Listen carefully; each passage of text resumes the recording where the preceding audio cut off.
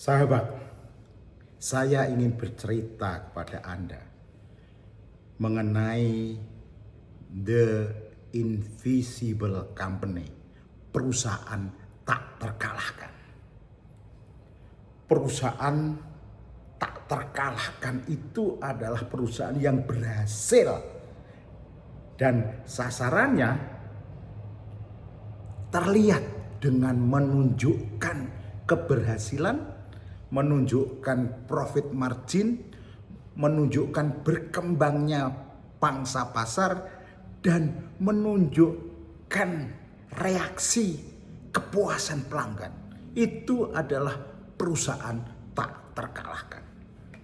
Jadi sahabat, perusahaan tak terkalahkan itu perusahaan yang tidak hanya sukses saat ini, tetapi juga sebuah perusahaan yang dirancang untuk berkembang pesat di masa depan.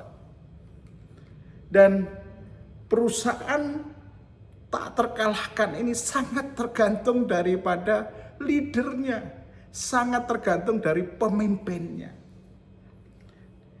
Di mana orang-orang di dalam perusahaan yang tak terkalahkan itu akan terus-menerus memperbarui diri, mengelola dan meningkatkan bisnis mereka yang ada secara efektif, sambil secara bersamaan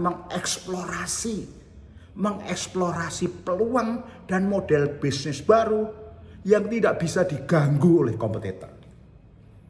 Itu adalah leader yang tergabung dalam perusahaan yang tak terkalahkan. Dan leader yang bergabung di dalam perusahaan tak terkalahkan, itu dia akan mempertahankan budaya inovasi. Artinya apa? Mempertahankan budaya inovasi yang melengkapi operasi bisnis, yang memungkinkan untuk organisasinya beradaptasi dengan perubahan dan menghindari keusangan strategi. Artinya strateginya agile, lincah. Strateginya bisa menjawab perubahan-perubahaan yang sangat agile, sangat lincah, internal maupun eksternal.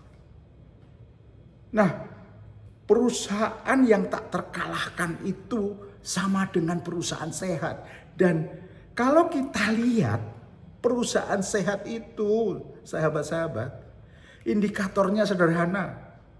Perusahaan sehat itu orang-orangnya happy, orang-orangnya termotivasi kerjanya, dan dia bekerja dengan sepenuh hati, sepenuh cinta, dan sepenuh tenaga. Itu indikatornya perusahaan sehat, dan itu sangat tergantung dengan leadernya. Yang kedua, perusahaan sehat itu karena leadernya agile dan dapat membuat tim yang agile, yang lincah, yang gesit, maka dia akan dapat bertahan dan mampu menghadapi kondisi ekonomi ataupun gangguan apapun, gangguan internal maupun gangguan eksternal. Karena apa? Karena leadernya mampu mempengaruhi perilaku dengan memberikan inspirasi untuk mempengaruhi perilaku, untuk mencapai objektif dengan penuh cinta, dengan penuh tenaga, ya, dan penuh keyakinan. Itu indikator kedua, sahabat. Indikator ketiga adalah perusahaan itu yang anggota-anggotanya proaktif, lincah, dan gesit, memiliki kemampuan memenuhi kewajiban finansial dan melaksanakan operasinya dengan stabil. Jadi kewajiban-kewajibannya kepada orang lain, partner bisnisnya, apakah supplier, apapun siapapun, secara finansial dia mampu memenuhi. Indikator keempat adalah dapat menjaga kontinuitas perkembangan usaha bisnisnya dari waktu ke waktu. Dan leader tadi menjadi tak terkalahkan. Perusahaannya menjadi tak terkalahkan.